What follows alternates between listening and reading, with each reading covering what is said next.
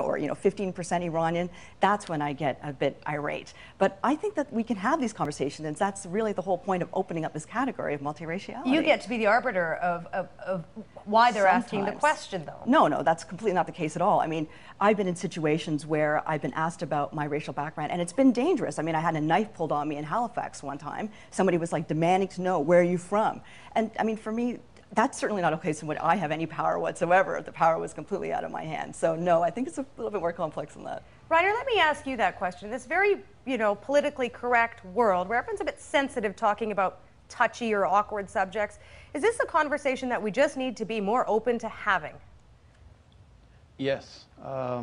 It's interesting that in the United States, every now and then there'll be this, a sort of great emergency. The last one was the Henry Louis Gates and the policeman in Harvard, and Obama weighing in. Are you aware of that incident where Henry Louis Gates was arrested in his own home, etc.?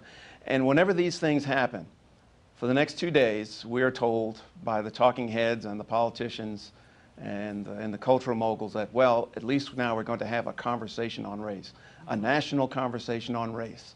And guess what? It never happens.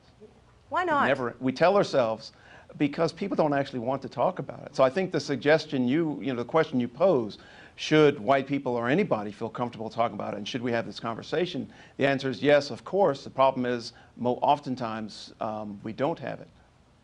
What do you think? And that's the real tragedy. But then I remember when Obama was running for office, I remember he had to deal with this, as the pastor, the religious person in his life, the issue about, and he had this beautiful piece where he really did talk about race. And maybe he's just too busy right now to deal with it. But I think that the way he handled it was quite interesting, and I think only he would have that authority, being biracial, sort of have them over for a beer at the White House and try to resolve it.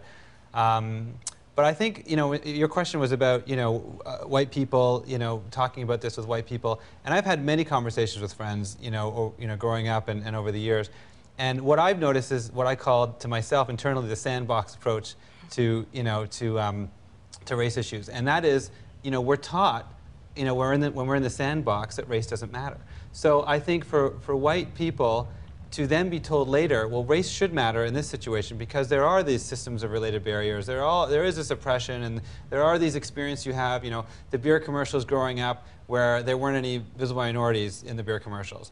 What was an attractive woman growing up as a teenager? Well, she was blonde or brunette, but she was white. Now it's different. Now you get the guys saying to me, "Oh, I have Asian fever," or "I have this," or "I have that." And there's other kinds of lots of different types of women are. So the point is but to talk about these systems of related barriers, it's very complicated. It's something that a white person would have to have a lot of moral imagination to be able to figure out. And so they don't get it if you try to say, well, look, I think that we should have a census. I think we should track these things. I think the fact that the boardrooms of Canada don't look like they should, or the courts. Or the courts, or in law, and issues in law, it's all over, right? And so people say, wait a minute, you want to discriminate against white people, don't you? You want to hire that person who's unqualified. That's what you want to do. And even understanding the difference between employment equity and affirmative action, which is more employment equity is more about goals and time. My father, sort of pioneered this area in his area of research, and he got the Order of Canada for it. So he's really, I've watched his whole life, going to South Africa and showing them how to integrate blacks into the workforce. So this issue's been with me forever, and I just think that there's, that it's very difficult for people to understand that it's not racist per se if you try to move things forward in a way that is not natural. Sarah, let me ask you this, because like Ravi, you have Caucasian relatives. Are they comfortable talking about these kinds of issues with you? I don't have any relatives that are in Canada, in Toronto, but I think a lot of your identity is just how you look and how people perceive you. So when I'm with, and I think it's cultural too. So for example, with Filipinos, I'm light-skinned, and when I go to the Philippines, they have a term called mestiza. Mestiza is mixed, and it has a connotation of beautiful and pretty. So when I go there, I can use my skin color to my advantage. So sometimes when you're mixed race, you can be fluid amongst your race, and you can be privileged. When I'm amongst Serbians, I feel I don't speak the language, and sometimes I don't look the part. And I've had circumstances that haven't been as pleasant, but it could be because I don't have the relatives here. And I think growing up, your family or your mother can shape a lot of who you are, of your identity. So, I want to move ahead. You know, we've mentioned Obama, and we're going to talk more about him. But you know, a decade or so before Obama, there was a guy named Tiger Woods who hopped into the spotlight. And I want to read a quote. Take a listen to this. This was written back in 1997 when Tiger Woods, shortly after he won the Masters tournament. Here's what it said. After Tiger Woods won the Masters tournament, the media went into a veritable orgy of racial sentimentality. While blacks celebrated the triumph of one of their own in a lily-white sport, whites wiped away tears and congratulated themselves on their remarkable progress. The choreographed racial minuet was proceeding as smoothly as a 30-second Nike spot. And then Tiger Woods said he wasn't black at all. He was Cablinasian. Woods made his remarks on Oprah when he was asked if it bothered him to be called African American. He said, "It does. Growing up, I came up with this name. I'm a Cablinasian, as in Caucasian, Black, Indian, Asian." Woods has a black father, or to be precise, the writer writes, if I'm interpreting Woods' reported ancestry correctly, a half-black, one-quarter American Indian, one-quarter white father, and a Thai mother, or with the same caveat, a half-Thai, half-Chinese mother. "I'm just who I am," Woods told Oprah Winfrey, "whoever you see in front of you." Reiner, how has Tiger Woods influenced the discussion of multiracial identity in the United States? We're 15 years on since that quote came out. And not much I don't think a whole lot has changed since then. What he did, and also I'd like to point out, you know, when I was talking before about Time and Newsweek and the New York Times today, that article that you are, I hope, sarcastically citing is exactly the type of sentiment that I'm talking about that doesn't get us anywhere.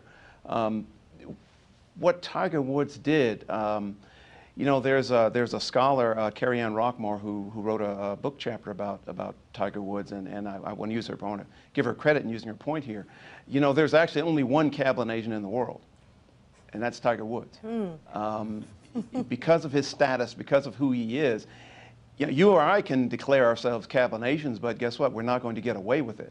He's the only person who can get away with saying that. So it's very, you know, what happens, I think, is that whites in general in the United States look at someone like Tiger Woods, and this is indicative of what the mixed race movement does. They look at that and say, oh, great, whew, racism must be over, just like all of the misplaced hoopla when Obama won his election several years ago. It doesn't change very much of anything when this or that particularly exceptional black person, black male usually, receives some particular high honor or is allowed into some particular club. So we need to be cautious in not letting down our guard just because this or that exceptional black person has been allowed into a particular club. Okay, I see a lot of heads nodding around the table here, so let me get everyone to weigh in. Sarah, what do you think? I think at that time, the whole term, why people were upset, black people, was because he used Cablinasian, but Caucasian first. And they said, why does he have to identify as being white first? That was a huge uproar amongst the black community because being black, it has a huge political identity. So by saying you're Caucasian first, it was like a loss to them. It's like Obama being forced to say that he is, you know, black when he's mixed race. So it kind of parallels how time isn't really changing as much. Jean?